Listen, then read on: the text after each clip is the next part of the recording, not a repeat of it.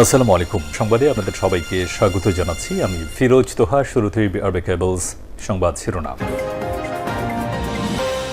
বাংলাদেশের সর্বশেষ গুরুত্বপূর্ণ আপডেট সংবাদে আপনাকে স্বাগত। শুরুতেই সংবাদ শিরোনাম, পরে বিস্তারিত। প্রথমেই জানাবো, রাজধানীর সায়েন্স ল্যাব মোড় ছেড়ে সচিবালয়ের পথে শিক্ষার্থীরা। সচিবালয়ে অবস্থান নিল এইচএসসি পরীক্ষার্থীরা। ৩ দফা দাবিতে সায়েন্স ল্যাব ল্যাবরেটরি মোড় প্রায় আধা ঘন্টা অবরোধের পর এবার সড়ক অবরোধের পর সচিবালয় অবরোধ করে লং মার্চ শুরু করেছে এইচএসসি পরীক্ষার্থীরা। অবস্থায় রাজধানীতে সতর্ক অবস্থানে রয়েছে আইন শৃঙ্খলা রক্ষাকারী বাহিনীর সদস্যরা। এরপর জানাবো, শিক্ষামন্ত্রীর পদত্যাগের দাবিতে আজ দ্বিতীয় দিনের মতো সাভারে মহাসড়ক অবরোধ করল শিক্ষার্থীরা। শিক্ষামন্ত্রীর পদত্যাগের দাবিতে টানা দ্বিতীয় দিনের মতো ঢাকা আরিচা মহাসড়ক অবরোধ করে বিক্ষোভ করছেন সাভারের বিভিন্ন শিক্ষা প্রতিষ্ঠানের শিক্ষার্থীরা। এতে মহাসড়কের উভয় পাশে যানবাহনের দীর্ঘ সারির সৃষ্টি হয়ে চরম ভোগান্তিতে পড়েছে যাত্রীরা। এদিকে জুলাই সনদ বাস্তবায়ন না হলে সরকারের পরিণতি আওয়ামী লীগের থেকেও ভয়াবহ হবে, সার্জিস আলমের হুঁশিয়ারি। জাতীয় নাগরিক পার্টি এনসিপির কেন্দ্রীয় মুখ্য সংগঠক উত্তরাঞ্চল সার্জিস আলম বলেছেন যে জুলাই সনদ বাস্তবায়ন না হলে বর্তমান সরকারের পরিণতি ফ্যাসিস্ট আওয়ামী লীগ সরকারের মতো হবে। তিনি আরও জানিয়েছেন যে এই দেশ দিল্লির তাবেদারিতে চলবে না। শহীদ হাদির রক্ত আমরা বৃথা যেতে দেব না, যে কোনো মূল্যে। তাদেরকে বলে দিতে চাই যে জুলাই সনদ বাস্তবায়ন না হলে বিএনপির পিঠে চামড়া থাকবে না। জানাবো, শেখ হাসিনার ফেরার বার্তা, বিচার নাকি ঢাকা দিল্লির নতুন সমীকরণ। ভারতে অবস্থানরত ক্ষমতাচ্যুত প্রধানমন্ত্রী এবং কার্যক্রম নিষিদ্ধ আওয়ামী লীগের সভাপতি শেখ হাসিনার রয়টার্সকে দেয়া এক সাক্ষাৎকারে বাংলাদেশে ফেরার ঘোষণা দিয়েছেন। এই সাক্ষাৎকারে তিনি আগামী ডিসেম্বরে বাংলাদেশে ফিরে আদালতের মুখোমুখি হওয়ার কথা জানিয়েছেন। এরপর থেকেই রাজনৈতিক অঙ্গনে কূটনৈতিক মহল ও প্রশাসনিক পর্যায়ে শুরু হয়েছে নতুন আলোচনা। সরকার বলছে শেখ হাসিনাকে দেশে ফিরে আনতে আইনি ও কূটনৈতিক প্রক্রিয়া এগিয়ে নেওয়া হচ্ছে। দেশে ফিরলেই তাকে গ্রেপ্তার করে ফাঁসিতে ঝুলানো হবে। এবং সর্বশেষ জানাবো, গাজীপুরে দুটি বিদেশি পিস্তল সহ 2 জন গ্রেপ্তার। গাজীপুর পুলিশের অভিযানে গাজীপুরে দুটি বিদেশি পিস্তল সহ আজ 2 জনকে আটক করেছে পুলিশের সদস্যরা। অবস্থায় এখন গাজীপুরে থমথমে অবস্থা বিরাজ করছে। দুটি অবৈধ বিদেশি পিস্তলের পাশাপাশি 2টি ম্যাগজিন, 10 রাউন্ড গুলি, একটি মোটরসাইকেল সহ 2 জনকে গ্রেপ্তার করা হয়েছে। জিএমপির সদর থানা officers in charge Aminul Islam, police পরিদর্শক তদন্ত মেহেদী হাসানের নেতৃত্বে একাধিক চৌকস টিম গোপন সংবাদের ভিত্তিতে সিটি কর্পোরেশনের পাজুলিয়া এলাকায় অভিযান চালিয়ে একটি মোটরসাইকেলের যাত্রীদের তল্লাশি চালিয়ে এই বিদেশি পিস্তল দুটি সহ জিনিসপত্রগুলো তারা আটক করেছে। প্রিয় দর্শক, এতক্ষণ শুনছিলেন সংবাদ শিরোনাম, এবারে বিস্তারিত। তবে তার আগে বন্ধুরা, অনুরোধ থাকবে এই সংবাদটিতে একটি লাইক দিন। এই চ্যানেলে আপনি নতুন হয়ে থাকলে আমাদের সংবাদটি দেখতে দেখতে চ্যানেলটি সাবস্ক্রাইব করে রাখুন। কমেন্ট করে বন্ধুরা আপনার মূল্যবান মতামত জানিয়ে দিন আপনি বিশ্বের কোন দেশ থেকে বা বাংলাদেশের কোন স্থান থেকে আমাদের সংবাদটি দেখছেন এবং শুনছেন। আর বন্ধুরা, সংবাদটি আপনার সোশ্যাল মিডিয়া ফেসবুকে শেয়ার করে বন্ধুদেরও দেখার সুযোগ করে দিন। গাজা যুদ্ধে আপনি যদি নিরীহ ফিলিস্তিনিদের ভালোবেসে থাকেন বন্ধুরা, কমেন্টে ইয়েস লিখে পুরো বিশ্ববাসীকে আমাদের এই তাজা আপডেটটি দেখার সুযোগ করে দিন। এবারে বিস্তারিত।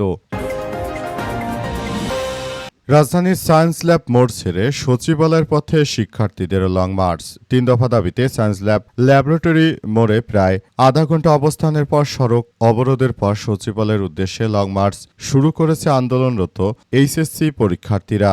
আজ বিকাল 3:05 তারা সায়েন্স ল্যাব মোড় এলাকা ছেড়ে মিছিল নিয়ে সচিবালয়ের দিকে রওনা হয়। শিক্ষার্থীদের ছেড়ে যাওয়ার পর সায়েন্স ল্যাব মোড় নিয়ে যান চলাচল স্বাভাবিক রয়েছে। বর্তমানে শিক্ষার্থীরা এই মুহূর্তে তারা সচিবালয়ের সামনে অবস্থান করছে। তারা সচিবালয়ের সামনে অবস্থানের মধ্য দিয়ে নতুন করে তারা আবারও কার্যক্রম চালাচ্ছে। তবে শেষ পর্যন্ত বিষয়গুলো কোন দিকে যাবে সেটি আমাদের বিষয়গুলো খুবই গুরুত্ব সহকারে দেখভাল করতে হচ্ছে। বিষয়গুলো সবার জন্য অত্যন্ত গুরুত্বপূর্ণ বিষয় হিসেবে আমরা দেখভাল করছি।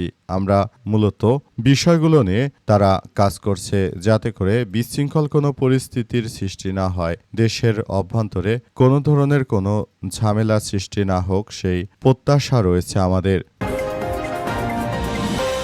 শিক্ষামন্ত্রীর পদত্যাগের দাবিতে আজ দ্বিতীয় দিনের মতো সাভারে মহাসড়ক অবরোধ করেছে শিক্ষার্থীরা।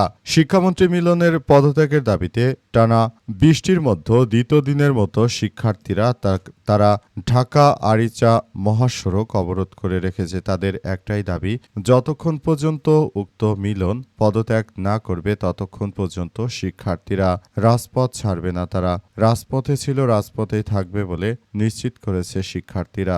শিক্ষার্থীরা আরও জানিয়েছে যে কোনো মূল্যে এই মিলনের মতো ব্যক্তিকে তারা সরকার যতক্ষণ না সরিয়ে দিচ্ছে ততক্ষণ পর্যন্ত আসলে তারা রাজপথ ছেড়ে যাবে না, রাজপথেই থাকবে। কারণ এই মুহূর্তে তাদের রাজপথে থাকা অত্যন্ত জরুরি হয়ে পড়েছে। তারা জানিয়েছে যে শিক্ষামন্ত্রী, এই অবৈধ শিক্ষামন্ত্রী, তিনি আসলে যেটা শুরু করেছেন সেটা আমরা কিভাবে মেনে নেব? কারণ তিনি মূলত শুধুমাত্র নিজের স্বার্থ হাসিল করার জন্য এই কার্যক্রমগুলো চালিয়ে যাচ্ছেন। শিক্ষামন্ত্রী তিনি দেশটাকে এক অরাজক পরিস্থিতির মধ্যে ঠেলে দিচ্ছেন, সেটা আমরা কোনোভাবেই মেনে নিতে পারি না বলে শিক্ষার্থীরা নিশ্চিত করেছে। তারা এও জানিয়েছে যে বর্তমানে তারা যে ধরনের কার্যক্রম বিএনপি শুরু করেছে সেটা আমাদের সবার জন্য অত্যন্ত ভয়াবহ এক দুর্যোগের দিকে ঠেলে দিচ্ছে। আমাদেরকে পোল্ট্রি মুরগি বলবে, তারপর নানাবিধ কথা বলবে, অথচ এই পোল্ট্রি মুরগিদের কারণেই স্বৈরাচার শেখ হাসিনার পতন হয়েছিল এবং বিএনপি কিন্তু ক্ষমতায় বসতে পেরেছিল বলে এমন কথাই জানানো হয়েছে। জুলাই সনদ বাস্তবায়ন না হলে সরকারের পরিণতি আওয়ামী লীগের মতো হবে বললেন সার্জিস আলম। জাতীয় নাগরিক পার্টি এনসিপির নেতা সার্জিস আলম জানিয়েছেন যে জুলাইকে অবশ্যই বাস্তবায়ন করতে হবে। যদি জুলাইকে যথাযথভাবে বাস্তবায়ন এ সরকার করতে না পারে তাহলে তাদেরকে আওয়ামী লীগের থেকেও ভয়াবহ পরিণতি ভোগ করতে হবে। এই মুহূর্তে আওয়ামী লীগ যেমন বাংলাদেশ ছেড়ে ভারতে পালিয়ে গেছে, বিএনপির অবস্থাও ঠিক একই রকম হবে। তারাও আসলে পালাতে বাধ্য হবে। অবস্থায় তাদেরকে কোনো ছাড় দেওয়া হবে না বলে সার্জিস আলম উল্লেখ করেছেন। তিনি আরও জানিয়েছেন যে কোনো মূল্যে এই বিষয়গুলো আমরা খুবই গুরুত্ব সহকারে দেখছি। আমরা মনে করি বর্তমান সময়ে যে ধরনের কার্যক্রমগুলো চলমান রয়েছে সেটি আমাদেরকে আরও এক বিপজ্জনক অধ্যায়ের মধ্যে ঠেলে দিতে পারে। তাই সেসব বিষয়গুলোকে আমরা খুবই গুরুত্ব সহকারে দেখে বিএনপিকে বলতে চাই যে তারা যদি আওয়ামী লীগের মতো ভুল করে তাহলে তাদেরকেও একই পরিণতি ভোগ করতে হবে। বর্তমান সময়ে দেশের মানুষ যথাযথ সচেতন, গণভোটের রায়কে কোনোভাবেই যেন উপেক্ষা করা না হয় সেই ব্যাপারগুলো আরও গুরুত্ব সহকারে দেখতে হবে। বিষয়গুলো নিয়ে সবাইকে এখনই অনেক বেশি সচেতন থাকতে হবে। যদি বিএনপি আমাদের সঙ্গে এই প্রতারণামূলক কার্যক্রম চালিয়ে যায় তাহলে সেটি তাদের রাজনৈতিক ভবিষ্যতের জন্য এক ব্যাপক প্রভাব পড়বে। সুতরাং এখনই সময় তাদেরকে গণভোটের রায় যথাযথভাবে বাস্তবায়ন করতে হবে। তাছাড়া তাদের পরিণতি হবে ফ্যাসিস্ট, পালিয়ে যাওয়া স্বৈরাচারের মতোই এক ভয়াবহ পরিণতি। যে পরিণতি তারা ভোগ করছে সেই পরিণতি কবে আবারও তাদেরকে আওয়ামী লীগের মতো সেই খেসারত দিতে হবে বলে কঠোর হুঁশিয়ারি দিয়েছেন সার্জিস আলম। শেখ হাসিনার ফেরার বার্তা, বিচার নাকি ঢাকা দিল্লির নতুন সমীকরণ। ভারতের অবস্থানরত ক্ষমতাচ্যুত সাবেক প্রধানমন্ত্রী কার্যক্রম নিষিদ্ধ আওয়ামী লীগের সভাপতি শেখ হাসিনার রয়টার্সকে দেয়া এক সাক্ষাৎকার নিয়ে ব্যাপক আলোচনা চলছে দুই দেশের মধ্যে। নতুন করে যে ধরনের বিষয়গুলো সামনে এসেছে সেগুলো নিয়ে সবাই খুব বেশি আওয়ামী লীগের পক্ষ থেকে আশা প্রকাশ করা হলেও বর্তমান বিএনপি জামাত সহ অনেকের মধ্যে চিন্তার ভাঁজ দেখা যাচ্ছে। যদি শেখ হাসিনা আদতে বাংলাদেশে ফেরত আসে তাহলে নেক্সট টার্গেট বিএনপি কিংবা জামাতের বড় নেতৃত্ববৃন্দ কিংবা জুলাই আন্দোলনে যারা শেখ হাসিনাকে তাড়ানোর পেছনে সমন্বয়কের ভূমিকা পালন করেছে তাদের অনেককেই টার্গেট করা হতে পারে, তাই এই ভয়েও তারা রয়েছে। এখন নতুন করে বিএনপি যদি ভারতের সঙ্গে কথা বলে বিষয়টি নিয়ে তারা শেখ হাসিনাকে ফেরত আনার ব্যাপারগুলো নিয়ে যদি কথাবার্তা হয়, শেষ পর্যন্ত এটি কোন দিকে যাবে এবং এটি কি হতে চলেছে দেশে সেটি এখন পর্যন্ত বোঝা যাচ্ছে না। পুরো পরিস্থিতি খুবই সতর্কতামূলক অবস্থানে রয়েছে। দেখা যাক শেষ পর্যন্ত আসলে কি হয়, এটি নিয়ে কি হতে চলেছে সেটি এখনই সবাইকে খোলাসা করা উচিত বলে মনে করা হয়।